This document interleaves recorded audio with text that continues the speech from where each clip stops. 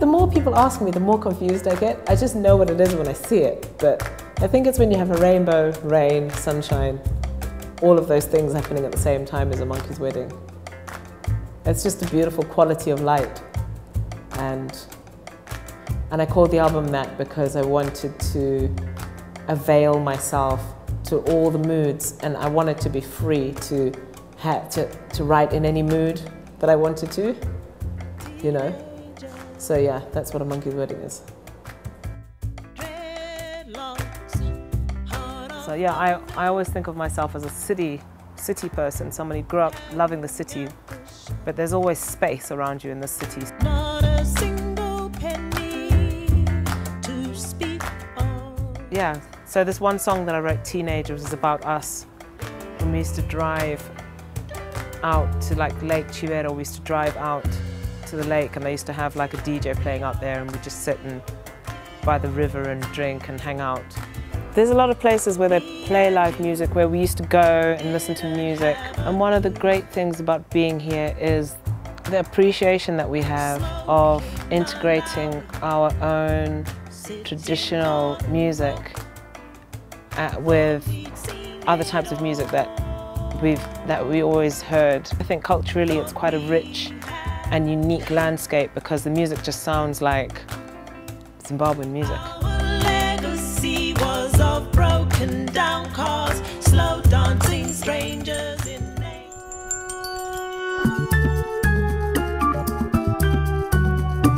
London has got this edge. I don't know how else to describe it. That pushes you to try and create something a bit different. Toy soldiers made of tin, painted red and gold. And I'm also out of my natural context here. I feel a bit foreign here, so I feel like I've got the space to try and do things that would have been done taking a certain approach to traditional music, or taking a certain approach to Zimbabwean gospel, or the sounds that I grew up with. I can afford to experiment in a way because I'm hearing different things all the time. You know, I'm going to start working with musicians in Zimbabwe, you know, making my own music when I get back. So we'll see what that produces, what sound that produces. From this stronghold, if you take your work everywhere, especially if you go home, you end up missing out on the things that actually feed the art. I associate London with working, and I associate going home with living and catching up and just dealing with things that need to be sorted out. When I'm in London, I have the ability to sort of separate myself a little bit and just go running with work, but when I go home, I kind of put that to one side and try and concentrate on the hustle, the Harare hustle, which is a specific thing. Hustling, yeah. Even the hardship, the difficulties that people have been through in the last 10 years have created a new expression for Harare and for musicians and artists and things here that, you know, it just becomes part of our identity, I suppose. Funny kind of chosen ones, chosen to overcome. Chosen for the hard life.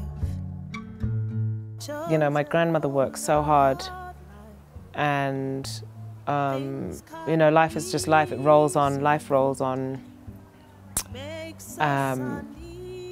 And despite all the difficulties, you know, people still have to produce food, people still have to feed the family, and it's the women that do it.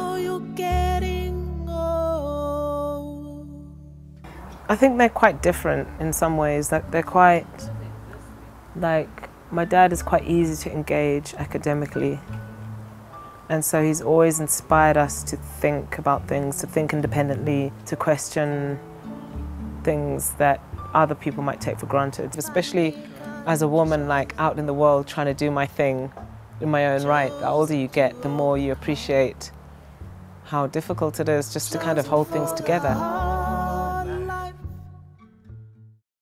I don't take for granted that people are going to be interested in what I write, or people are going to even like my songs. You know, the challenge with some of the songs is, can I capture the tenderness that I feel?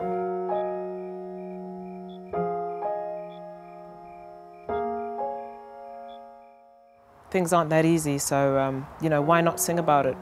Why not sing about it, you know? Listen to the song, and if you like it, let it mean whatever it means for you. So I just take all of those things and I mix them up and I try and make it sound like me. And that's all I'm trying to do. I'm trying to create something new from my experiences that are all true. There's a rattle of chains, but the men seem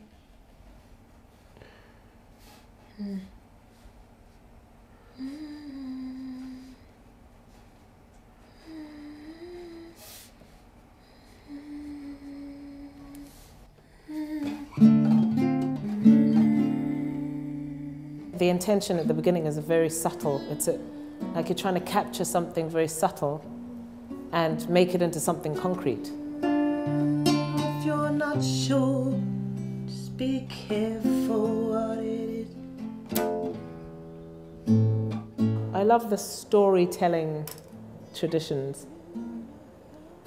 My creativity is motivated by the craft of actually being able to describe lyrically what it is that I'm trying to say. And I'm most interested, I'm a singer-songwriter, so I'm most interested in the whole process of conceptualizing something, writing it out lyrically. I love lyrics. And then putting it into a context, musical context, within the world of that song and within the world of the album. How can we ever prepare for love? We know we've got to be there for love. Punch drunk, is love for the love, or is love for the glory? I'm looking for, you know, Flaubert has this phrase called le mot juste, the exact phrase for what I'm wanting to, what I want to say. And that's all I care about. When I'm writing, I'll have this thing, it's like a smell or a nuance of something, and I'm looking for that's my only concern when I'm writing. Okay.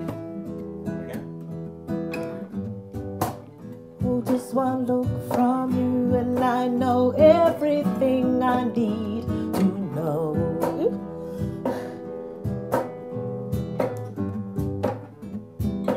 Like a frightened bird, contemplating freedom from a place of captivity. The distance seems too far, and the sky seems too wide, and there's too much to conquer. I am addicted to your trouble. This is the nature of love. This is the nature of love. This is the nature of love. This is the nature of love. You're sort of on your cymbals now, isn't it?